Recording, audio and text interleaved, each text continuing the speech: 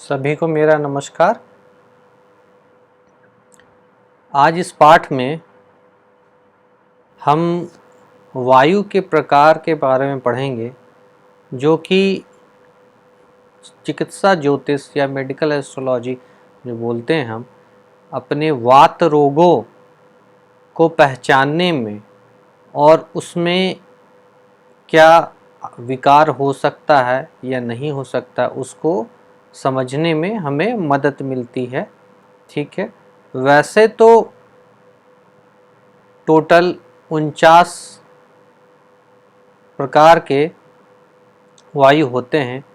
इस पाठ में हम 5 मुख्य प्रकार के जो वायु होते हैं उसको पढ़ेंगे। और क्या आप जानते हैं कि इन 5 प्रकार के वायु का वर्णन हमारे दुर्गा सप्तशती में है।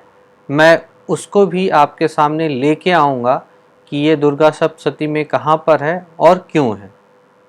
तो चलिए इस पाठ को हम शुरुआत करते हैं।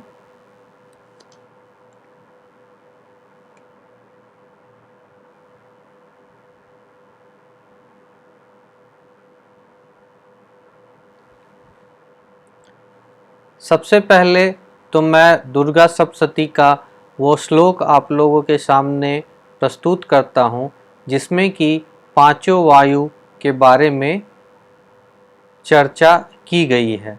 तो यह श्लोक इस प्रकार है। प्राणपानो तथा व्यानमुदानम चौ शमानकम वज्रहस्ता चौ में रक्षेत प्राणम कल्याण शोभना।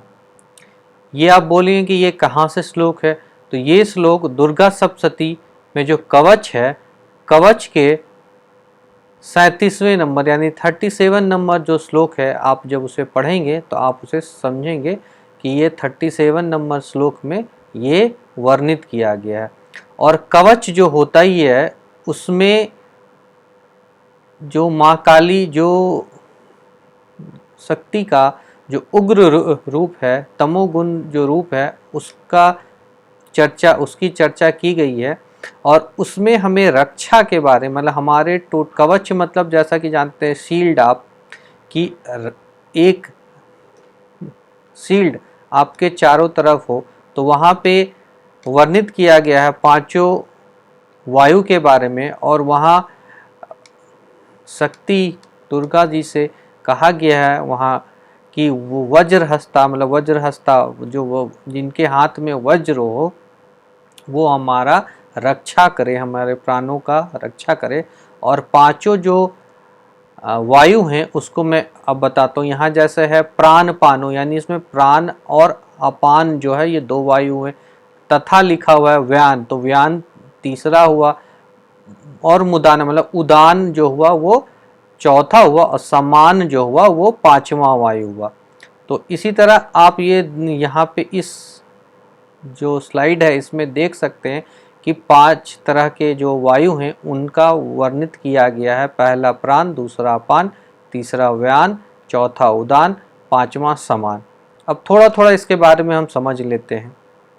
प्राण वायु, जैसा कि आप जानते हैं कि हमारे या हर जगह पे है, जो ब्रेन डेड को भी हम ब्रेन डेड नहीं कहते हैं। और जब वो हार्ट जब हमारा बंद हो जाता है, हृदय की गति जब समाप्त हो जाती है, तो हम हार्ट डेड जब होते हैं तो हमें मृत घोषित किया जाता है। तो प्राणवायु आप समझ सकते हैं कि ये पूरे शरीर में चलता रहता, और ये जब तक चलता है तब तक हम जीवित हैं। जैसे ये वायु हमारे शरीर से निकल गया तो हम मृत घोषित हो जाते हैं।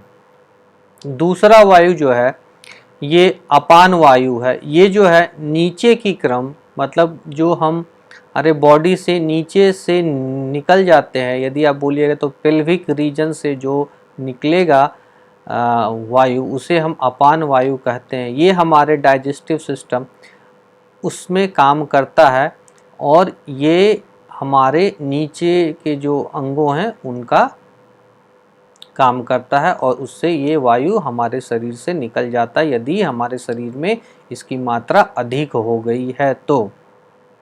ठीक है, उसके बाद व्यान वायु है। व्यान वायु क्या करता है?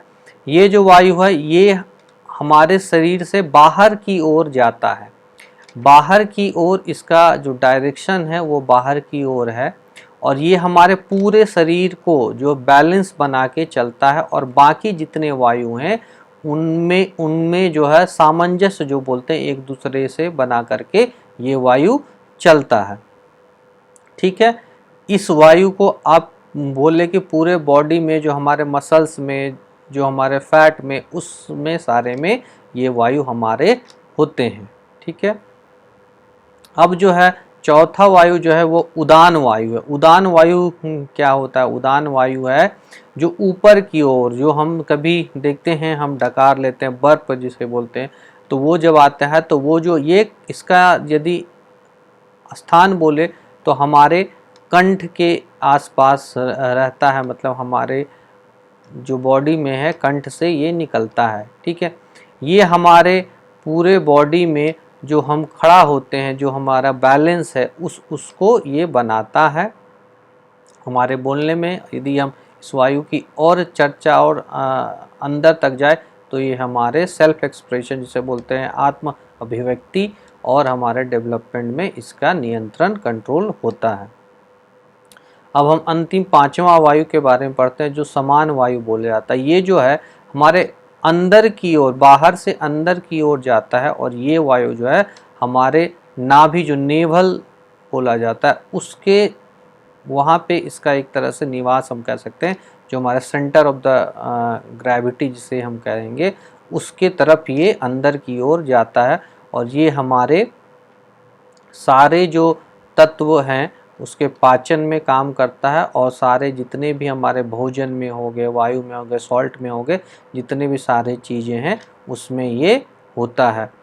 तो इस तरह हमने 5 मुख्य वायु के बारे में पढ़ा, और ये हमने समझा कि ये कहाँ से मिला है हमें और कहाँ पे इसकी चर्चा की गई है। तो ये दुर्गा सप्तशती में कवच में जो श्लोक संख्या 37 है उसमें इसका वर्णित किया गया, और इनको उसमें लिखा गया है कि ये पांचों वायु को रक्षा प्रदान करे, देवी हमें रक्षा प्रदान कीजिए इन पांचों वायु को, ताकि हमारा जीवन जो है वो चलता रहे और अच्छे से हमारे शारीरिक शरीर जो है वो अच्छे से चलता रहे।